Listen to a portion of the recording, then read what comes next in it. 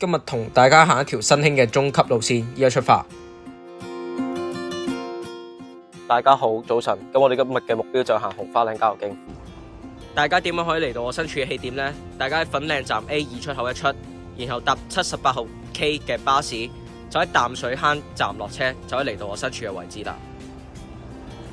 落咗車之後，依家就繼續直行，就繼續沿呢條小路一直行嘅。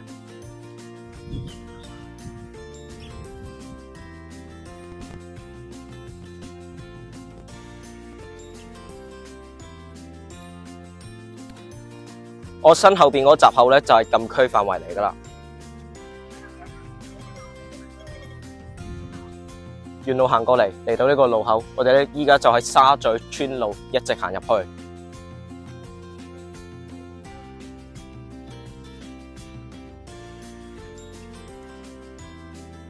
首先我哋就沿呢條路行入去，我哋最終嘅終點咧就係紅花嶺，依家就出發。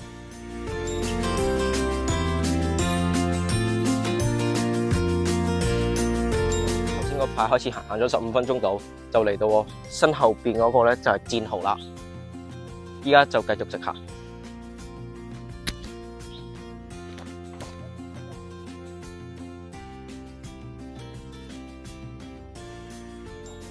呢個係日軍機槍堡。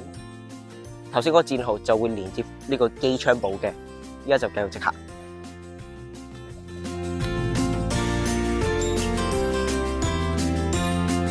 喺呢個位置可以望到鹿頸南涌嘅景色，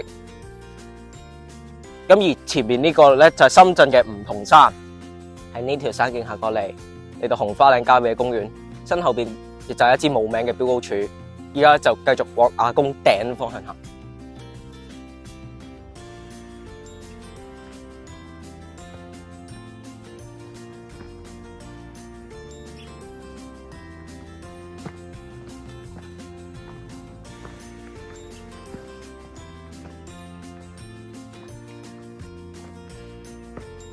沿路行上嚟，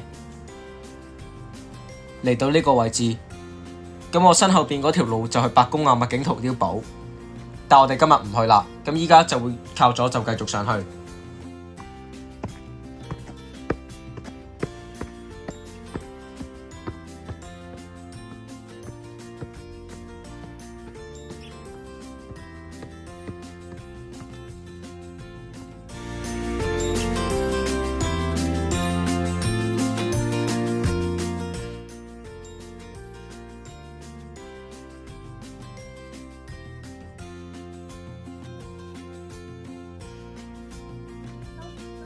呢度係亞公頂瞭望台，可以望到遠處深圳啦，同埋深圳梧桐山一帶景色。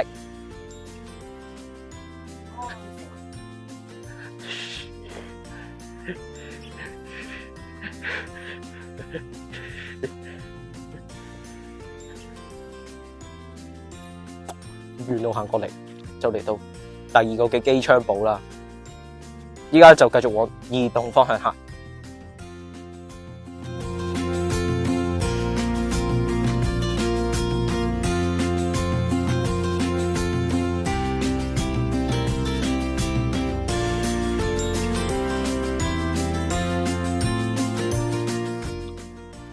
喺亞公頂就行咗15分鐘上嚟，嚟到移動高達439米，身後邊個咧就係沙頭角一帶嘅景色。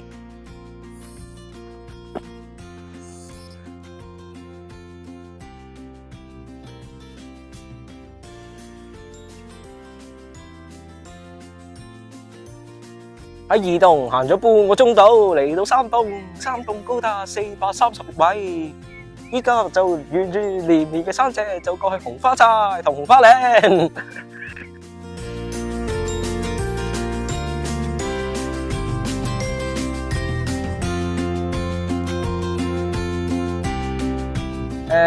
頭先咧就喺3棟呢個位行落嚟，嚟到呢個位置，依家就繼續往紅花寨嘅方向。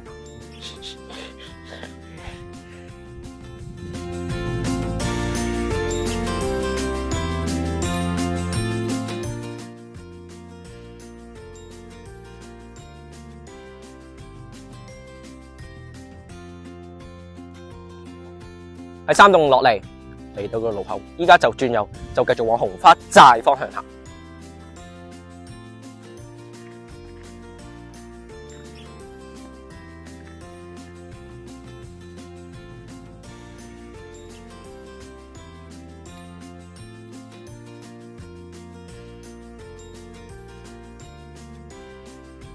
頭先沿紅花嶺郊遊徑過嚟，嚟到呢個路口，依家就向右後方就上紅花寨。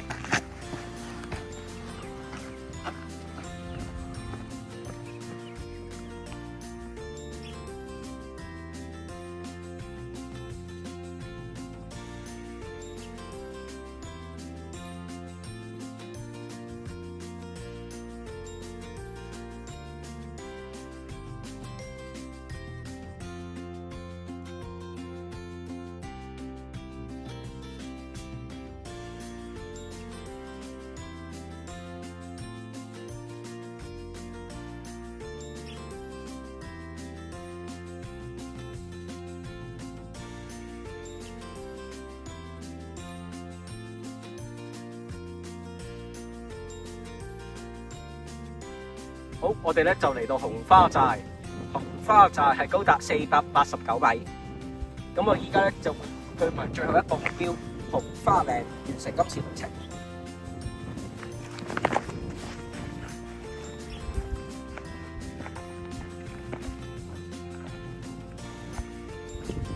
喺紅花寨行落嚟，就嚟到呢一個位置，依家就繼續沿紅花嶺郊遊徑，就去佢嘅終點站紅花嶺。好，我哋喺紅花嶺郊遊徑行過嚟，嚟到呢個位置，我身後邊嗰咧就係紅花嶺發射塔。咁而呢一個位置就完成紅花嶺郊遊徑嘅路段。今次行咗大概6.5公里，需時4小時。呢條片分享到此為止，請大家記得訂閱、留言、讚好、分享。下次又講再見，拜拜。